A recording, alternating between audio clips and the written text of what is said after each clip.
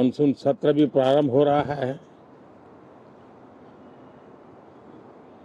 Monsoon हो या monsoon सत्र,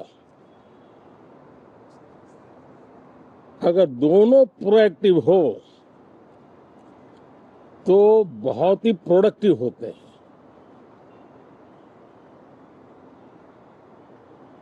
और दोनों को प्रोडक्टिव होते हैं तो देश का कल्याण होता है, जीव मात्र का कल्याण होता है। और इसलिए हम यही प्रार्थना करते हैं कि मानसून भी प्रोएक्टिव रहे, मानसून सत्र भी प्रोडक्टिव रहे। साथियों, पिछले एक महीने में देश ने अनेक सिद्धियां प्राप्त की है और देशवासी गर्व से भर जाए इस प्रकार की सिद्धियों का सिलसिला चला है। चाहे राष्ट्रीय हो, अंतर्राष्ट्रीय हो और अब तो अंतरिक्ष भी हो। एक प्रकार से भारत के लिए गर्व के पल रहे हैं। पिछले वर्ष मानसून सत्र के ठीक पहले भारतीय नागरिक इंटरनेशनल स्पेस स्टेशन पर पहुंचा था और कल ही परसों भारत का एक युवा स्टार्टअप, उसने बहुत बड़ी सिद्धि प्राप्त की है। विश्व के कम ही देश हैं जहां इस प्रकार से प्राइवेट साहस हुए हैं और भारत के युवाओं ने अंतरिक्ष में नई उड़ान भरी है। बहुत बड़ी सफलता है। और ये जो स्काईरूट स्टार्टअप है, उसमें जो नौजवान काम कर रहे हैं, मुझे बताया गया उनकी पूरी टीम की जो एवरेज एज है वो सिर्फ 28 साल है। ऐसे नौजवानों ने ये काम करके दिखाया है। मैं किसी 56 साल के नौजवान की बात नहीं कर रहा हूं। मैं देश के ये स्टार्टअप ने 28 के एवरेज वाले नौजवानों ने अंतरिक्ष में भारत का झंडा गाड़ दिया है। उनको तो बधाई है ही है। लेकिन ऐसी बातें जो हैं, जो भारत को आत्मविश्वास से भर देती है, विश्व में भारत का प्रोफाइल सर्वमान्य, सर्वस्वीकृत बनता जाता है। साथियों, ये संयोग नहीं, ये एक संदेश है और बड़ा मजबूत संदेश है कि हमारे देश के युवाओं की क्षमता और उनकी आकांक्षा अंतरिक्ष जितनी असीम है, इससे बड़ा संदेश देश के लिए कोई और प्रेरणा नहीं दे सकता है।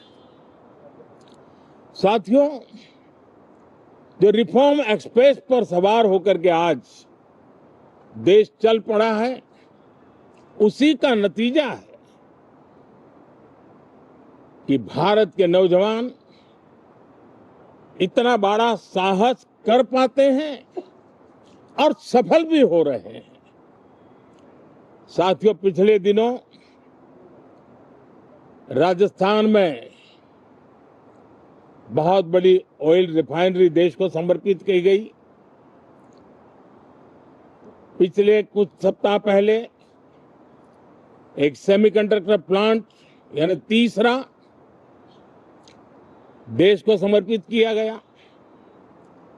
अभी कुछ दिन पहले ग्रीन हाइड्रोजन से चलने वाली ट्रेन, और विश्व में बहुत कम देश ऐसे हैं कि जिनके पास ये सुविधा है।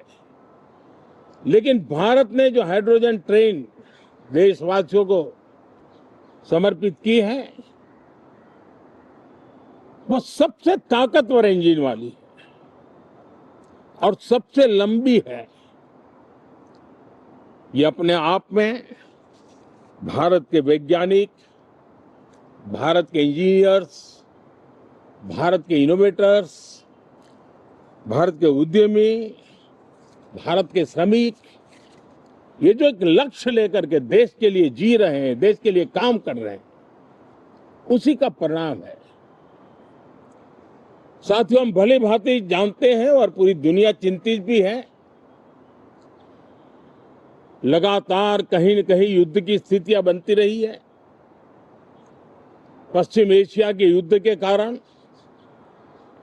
भारत जैसे देश जो एनर्जी के लिए औरों पर डिपेंडेंट है, उनके लिए ये पश्चिम एशिया का युद्ध एक बहुत ही बड़ा संकट का कारण रहा। Petrol, diesel, LPG, fertiliser, chemicals, यानी हर विषय में अनेक बाधाएं, अनेक संकट आए। उसके बावजूद भी भारत 7.7% के ग्रोथ से दुनिया की मेजर इकोनॉमी में सबसे तेज गति से आगे बढ़ने वाला देश बन के रहा। ये भारत के सामर्थ्य का परिचायक है। भारत किस प्रकार से उत्साह और उमंग के साथ नई ऊंचाइयों को पार करना चाहता है, उसकी इसमें एक झलक है। और ऐसे में जब ये मॉनसून सत्र आरंभ हो रहा है, देश ने स्पीड पकड़ ली है और संसद का स्पिरिट उस स्पीड में नई ऊर्जा भर सकता है। सकारात्मक स्पिरिट राष्ट्र के लक्ष्यों को प्राप्त करने के लिए बहुत आवश्यक होता है। हमारे सदन में बहुत अनुभवी सांसद भी है, दल उनका कोई भी हो, लेकिन उनके पास एक लंबा अनुभव है। ऐसे समय में उनके अनुभव की, उनके ज्ञान की संसद को भी जरूरत है, देश को भी जरूरत है। और इसके लिए संसद का चलना, सार्थक चर्चा होना, मिलजुल करके देश को आगे ले जाने के संकल्प लेना, ये मैं समझता हूं कि बहुत ही समय की मांग है। एस्पिरेशन से भरे हुए देश के युवाओं की मांग है कि हम आगे बढ़े। आज समय की मांग है कि राष्ट्र निष्ठा से भरे हुए, राष्ट्र भक्ति के लिए जी रहे आवाज को सदन में उचित मंच मिलता रहे, वे अपनी आवाज को बुलंद करे, देश को दिशा दे।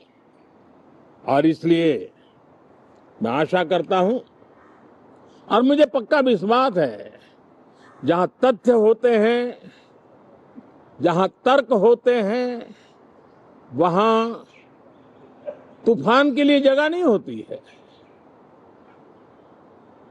अगर तर्क मजबूत है, तथ्य मजबूत है, तो शांत चित्त से भी अपनी आवाज को बुलंद बनाया जा सकता है। मैं आशा करता हूं तर्क और तथ्य के साथ सदन की चर्चा को समृद्ध किया जाए, हर आवाज को अवसर मिले, हर विचार को सम्मान मिले। ये संसद की हमारी भूमिका है। मैं सभी सांसदों से बढ़ चढ़ करके इस सदन में हिस्सा लेने के लिए निमंत्रित करता हूं। आज सुबह स्पीकर महोदय जी ने भी सोशल मीडिया के माध्यम से देश के सांसदों का स्वागत करने के अपने भाव को व्यक्त किया है। मैं भी उसमें अपना स्वर मिलाता हूं। आप सबका बहुत बहुत धन्यवाद। नमस्कार।